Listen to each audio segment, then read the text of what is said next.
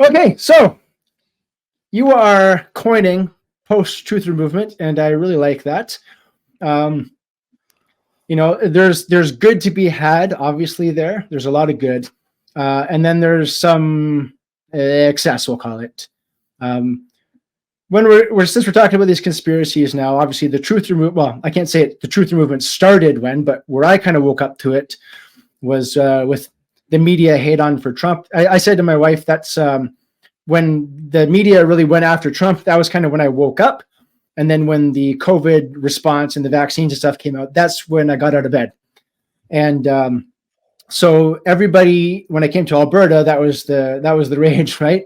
The vaccines are killing people, COVID pandemic, lockdowns, all this 6 feet apart, ridiculous stuff. And now that the mandates, everything have kind of passed, there's still a lot of people that are still, I don't want to say stuck on that because lives were ruined, lives were lost, but it's a little one note, it's kind of like a one thing. Like we just need accountability for that thing.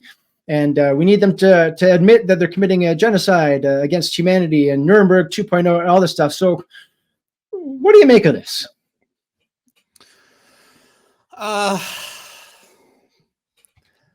Yeah, it's tough, man. It's really tough. And I think people need to widen their view of things.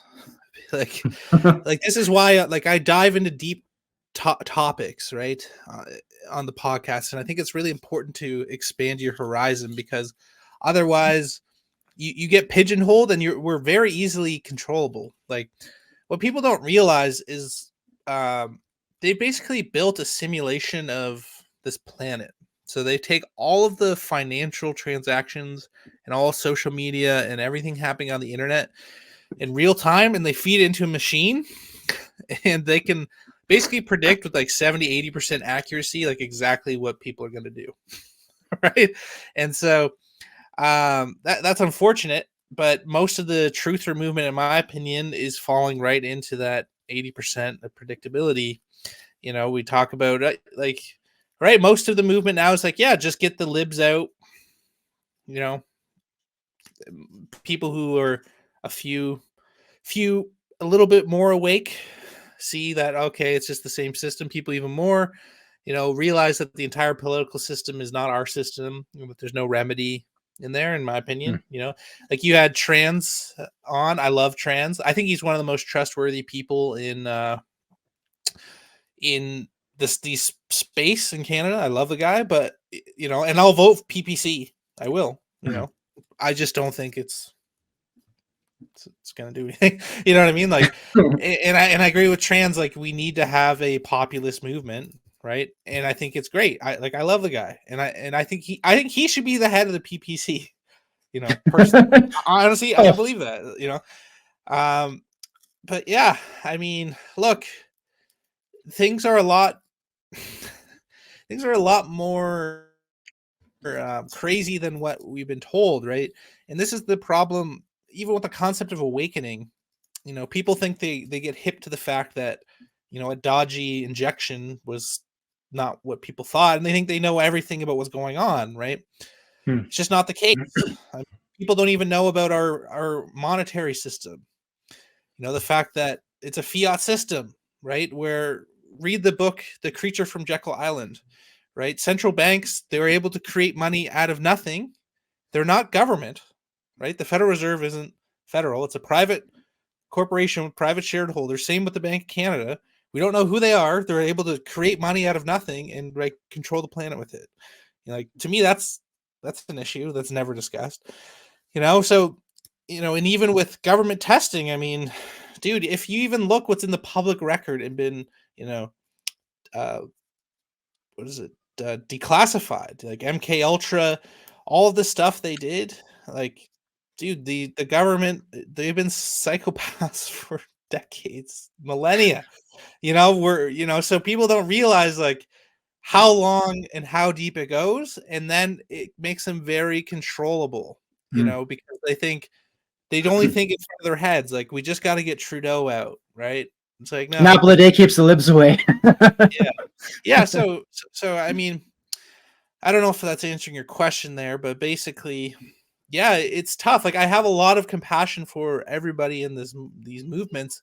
You know, we're rightly like these people are criminals, right? But I just think the actual remedy is different than you know what people think. Yeah.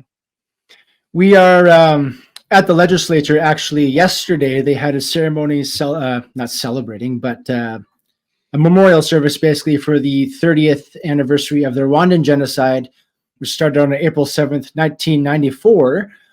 And I made a post on X a little while ago, a couple of books I read, and one was called "The Men Who Killed Me," which was I think it was 9 stories. It was 7 women and 2 men that shared their stories of being raped in the Rwanda genocide and kind of what they had to deal with.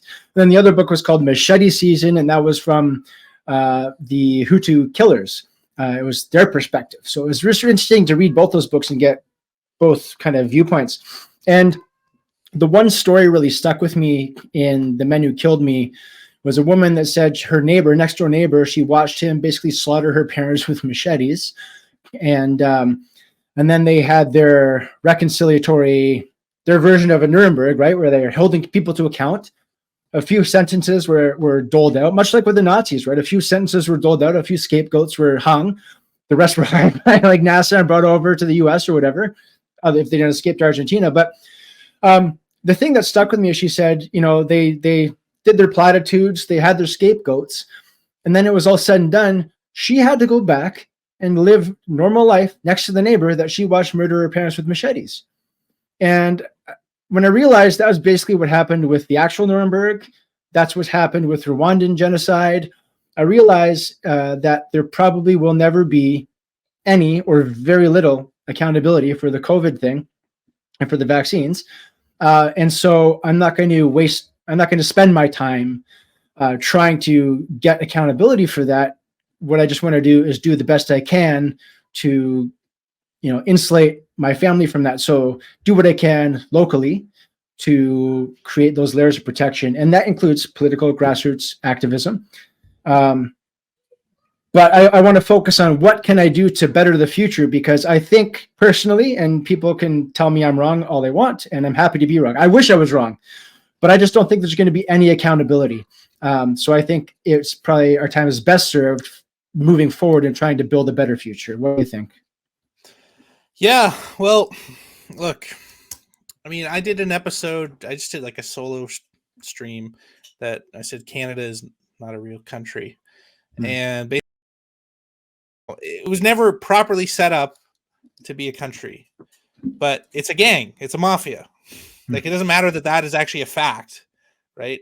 There is an MP who basically laid this out clearly with like legal arguments that Canada has never been ratified. It is not a real country, you know, and it doesn't matter. It's the same with the free man on the land movements. I was involved with these guys for years. I met some of the top guys like in the world, the Freeman guys, like when I was like 15, you know, I would be meeting at like locked compounds and stuff, you know, alone.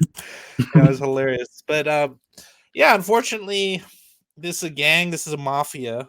So it doesn't matter if you're correct on paper, you know, and I don't really think this is our system. You know, we're trained from birth to say, you know, this is our system. I can email my MP, but 90% of the actual decisions that are made that influence my life are not voted on. You know, That's right. you know, like, you know, it's insane, right? And so, yeah, I like also, if there was actually justice, dude, everybody was in on it. All 338 MPs, every institution, pretty much every hospital, majority of doctors, majority of police, they're all in on it. You know, that to me, like, actual justice is like 3 million people in prison. Like, you know, and I love like everyone who's fighting for that. Like, you know, you had Macus on. Yeah, obviously Macus is a legend, and what he talks about AHS is a mafia within a mafia, you know. And yeah, you got to fight these bastards, but like, people don't realize what they're up against. This is a mafia. You know, and yeah, actual justice means millions of people in prison, but the people who control the prison doors are in on it. So what do you do? Yeah, no, yeah, that's exactly right. You tweet That's about exactly it. You right. tweet about it for 4 years. That's You right. hope it gets better. That's right. You raise awareness. Yeah. And it's important too. Everybody has yeah. their place. I don't want to like trash talk people who are doing their thing, pro PPC, you know, the Diagolon bros, I love them too. You know, it's all has its place, I guess. But yeah, we got to take actions, and moreover, we just have to build parallel systems and economies. This is where I'm at now in terms of actual solutions. It's like we got to build our own stuff.